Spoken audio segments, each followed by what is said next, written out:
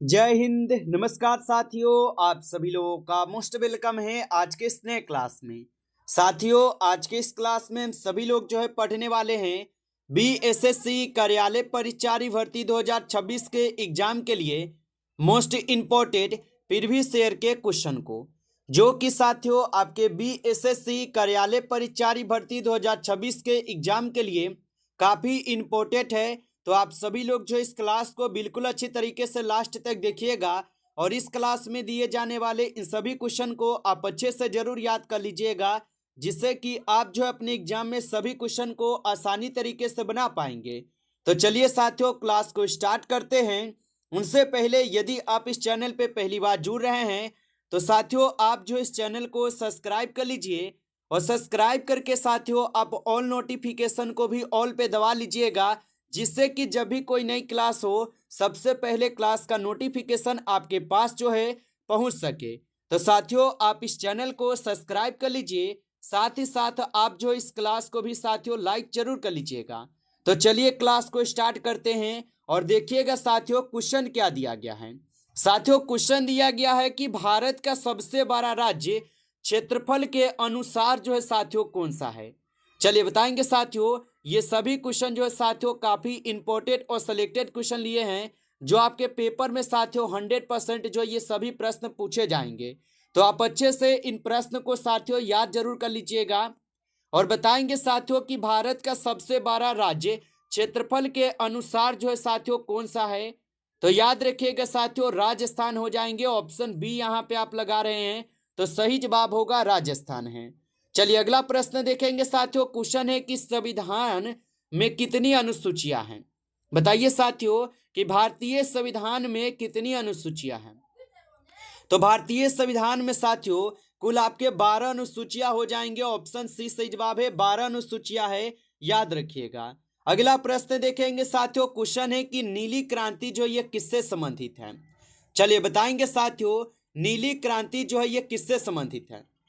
तो साथियों याद रखेंगे नीली क्रांति जो है ये मत्स्य पालन से है। ऑप्शन बी सही जवाब है, मत्स्य पालन से।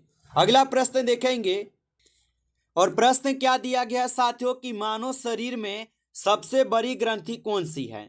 चलिए बताएंगे साथियों मानव शरीर में सबसे बड़ी ग्रंथि कौन सी है। तो मानव शरीर में सबसे बड़ी ग्रंथि हो जाएंगे यकृत। ऑप्शन सी यहाँ पे साथियों सही जवाब होगा, यकृत होगा। अगला प्रश्न देखेंगे साथियों कि भारत का राष्ट्रीय खेल क्या है। चलिए बताएंगे साथियों कि भारत का राष्ट्रीय खेल क्या होगा। तो साथियों भारत का राष्ट्रीय खेल देखा जाए तो यहाँ पे हॉकी हो जाएंगे, जबकि सरकारी दायरे के अनुसार आप देखिएगा तो कोई भी भारत का राष्ट्रीय खेल नहीं है, लेकिन ऐसे आपको हॉकी को मानी जाती है, मान्यता थोड़ा दी जाती है, इसलिए ऑप्शन बी कीजिए। अगला प्रश्न है हरित क्रांति के जनक जो है साथियों कौन कहलाते हैं। सभी क्वेश्चन साथियों काफी इंपॉर्टेंट और वीवीआई सेलेक्टेड क्वेश्चन लिए हैं, जो कि साथियों आपके पेपर में जो ना 100% पूछे जाएंगे। तो आप अच्छे से इन प्रश्न को आप जरूर याद कर लीजिएगा और बताइए कि हरित क्रांति के जनक कौन कहलाते हैं। तो साथियों हरित क्रांति के जो जनक है साथियों यह कहलाते हैं आपके कौन। तो याद रखिएगा आप सभी लोग यहाँ पे वर्गीज कुरियन। ऑप्शन यहाँ पे आप लोग का बी सही जवाब है, याद रखेंगे। अगला प्रश्न है साथियों सूर्य से पृथ्वी तक प्रकाश पहुंचने में कितना समय लगता है।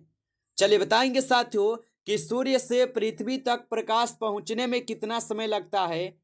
तो याद रखेंगे साथियों 8 मिनट का समय लगता है। ऑप्शन सी यहाँ पे सही जवाब है, 8 मिनट का समय लगता है। अगला प्रश्न देखेंगे साथियों कि भारत की पहली महिला प्रधानमंत्री कौन थी। चलिए बताएंगे साथियों कि भारत की पहली महिला प्रधानमंत्री कौन थी। तो याद रखेंगे साथियों भारत की पहली महिला प्रधानमंत्री थी इंदिरा गांधी। ऑप्शन सी सही जवाब है, इंदिरा गांधी होगा। अगला प्रश्न देखेंगे साथियों। क्वेश्चन है कि ओजोन परत मुख्य रूप से किस मंडल में पाई जाती है। चलिए बताएंगे साथियों कि ओजोन परत मुख्य रूप से किस मंडल में पाई जाती है।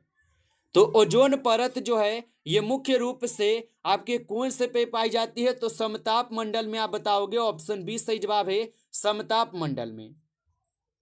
अगला प्रश्न है कि भारत का सबसे लंबा राष्ट्रीय राजमार्ग कौन सा है। चलिए बताएंगे साथियों कि भारत का सबसे लंबा राष्ट्रीय राजमार्ग कौन सा होगा। तो भारत का सबसे लंबा राष्ट्रीय राजमार्ग NH44 होगा। ऑप्शन सी सही जवाब है, NH44 होगा।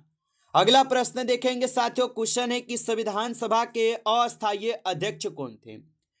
तो संविधान सभा के साथियों यहाँ पे अस्थायी अध्यक्ष हो जाएंगे कौन, तो याद रखिएगा साथियों, यहाँ पे आपके सही जवाब डॉक्टर सच्चिदानंद सिन्हा होगा, जो कि संविधान सभा के अस्थायी अध्यक्ष थे। और अस्थायी अध्यक्ष पूछा जाए तो डॉक्टर राजेंद्र प्रसाद लगाइएगा। अगला प्रश्न देखेंगे साथियों, यहाँ पे रक्त का लाल रंग किसके कारण होता है। चलिए बताएंगे साथियों कि रक्त का जो लाल रंग होता है ये किसके कारण होता है।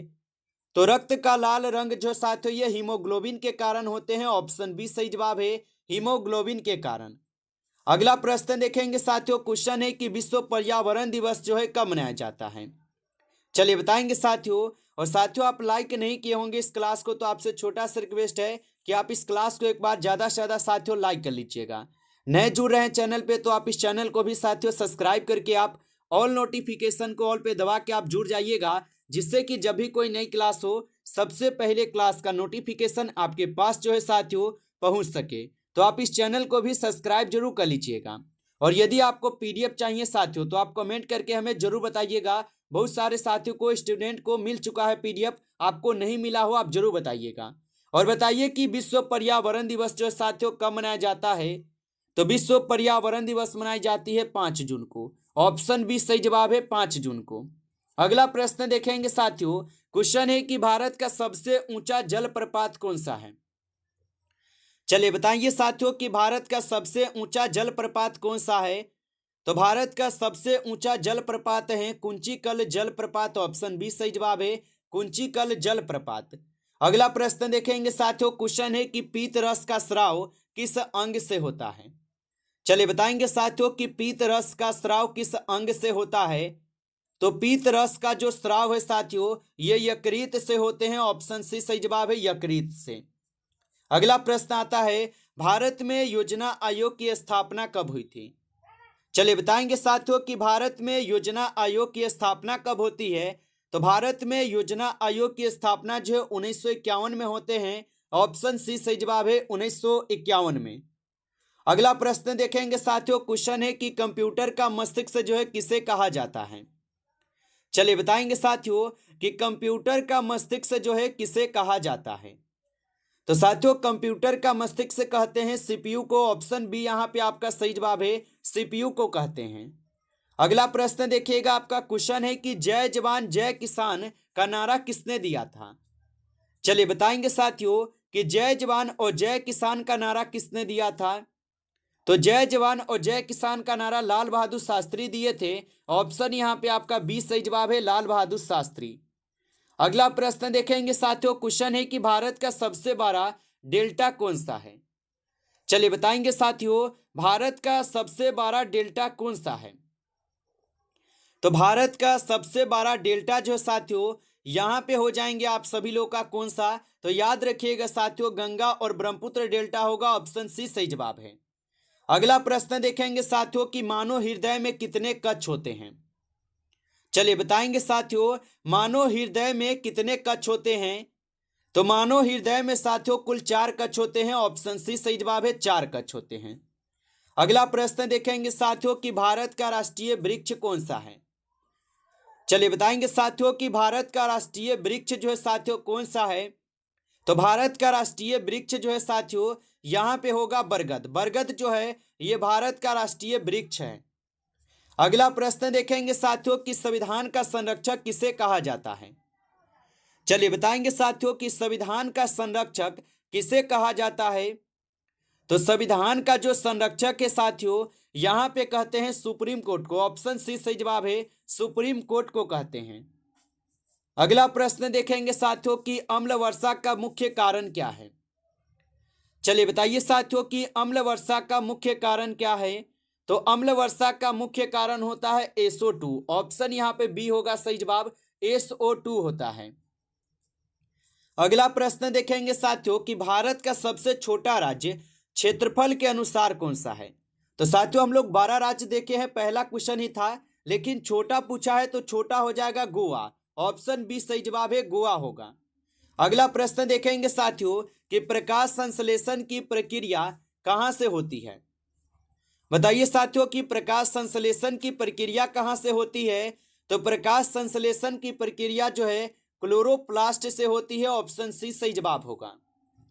अगला प्रश्न है साथियों, भारतीय राष्ट्रीय कांग्रेस की स्थापना कब हुई थी। चलिए बताएंगे साथियों कि भारतीय राष्ट्रीय कांग्रेस की स्थापना कब हुई थी। तो भारतीय राष्ट्रीय कांग्रेस की स्थापना 1885 में हुई थी। ऑप्शन ए सही जवाब है। अगला प्रश्न देखेंगे साथियों, क्वेश्चन है कि पृथ्वी का सबसे कठोर पदार्थ जो है साथियों कौन सा है। चलिए बताएंगे साथियों कि पृथ्वी का सबसे कठोर पदार्थ कौन सा होगा। तो सबसे कठोर पदार्थ होगा साथियों हीरा। ऑप्शन बी कीजिएगा, सही जवाब हीरा होगा। चलिए आगे बढ़ते हैं और अगला क्वेश्चन देखेंगे साथियों। क्वेश्चन है कि बिहार की राजधानी क्या है। चलिए बताइए साथियों, तो बिहार की राजधानी तो सभी लोग को याद होगा पटना है। ऑप्शन डी सही जवाब है, पटना है। अगला प्रश्न देखिए और प्रश्न क्या दिया गया साथियों कि विटामिन सी की कमी से कौन सा यहाँ पे रोग होता है। चलिए बताएंगे साथियों कि विटामिन सी की कमी से कौन सा रोग होता है। तो याद रखेंगे साथियों, विटामिन सी की कमी से यहाँ पे हो जाएंगे साथियों आपके स्कर्वी रोग। ऑप्शन बी यहाँ पे सही जवाब है, स्कर्वी रोग होगा। अगला प्रश्न देखेंगे साथियों, भारत का राष्ट्रीय पक्षी कौन है। साथियों ये बहुत ही इजी क्वेश्चन है कि भारत का राष्ट्रीय पक्षी कौन है। मोर सभी लोगों को याद होगा। अगला प्रश्न देखिए, क्वेश्चन है भारतीय संविधान जो है कब लागू हुआ था। चलिए बताएंगे साथियों, भारतीय संविधान कब लागू हुआ था। तो याद रखेंगे साथियों 26 जनवरी 1950 को भारतीय संविधान लागू होता है। ऑप्शन सी सही जवाब होगा, याद रखिएगा। अगला प्रश्न आता है साथियों कि सबसे हल्की धातु कौन सी है।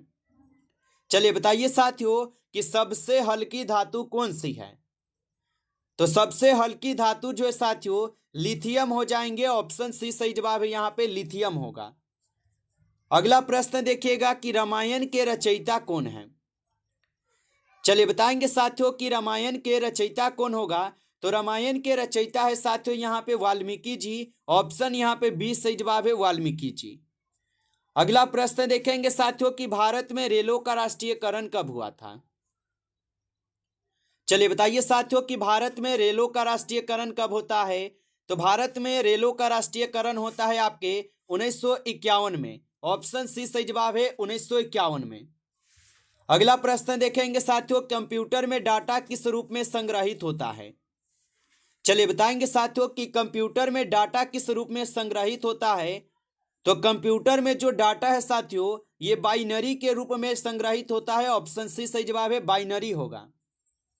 नमस्कार साथियों, इस क्लास में टॉप 35 क्वेश्चन थे जो कि काफी इंपॉर्टेंट और सिलेक्टेड क्वेश्चन थे। ये सभी क्वेश्चन साथियों यदि आपको क्लास अच्छा लगा हो तो आप इस क्लास को साथियों ज़्यादा से ज़्यादा लाइक कर लीजिएगा। नए जुड़े हैं चैनल पे तो आप इस चैनल को सब्सक्राइब करके आप ऑल नोटिफिकेशन को ऑल पे दबा के जुड़ जाइएगा, जिससे कि जब भी कोई नई क्लास स्टार्ट हो सबसे पहले क्लास का नोटिफिकेशन आपके पास जो है पहुंच सके। तो आप इस चैनल को सब्सक्राइब जरूर कर लीजिएगा। और यदि आपको पीडीएफ चाहिए साथियों तो आप कमेंट करके जरूर बताइएगा। चलिए फिर मिलते हैं आपसे एक नेक्स्ट टॉपिक के साथ नेक्स्ट क्लास में। तब तक के लिए जय हिंद, जय भारत।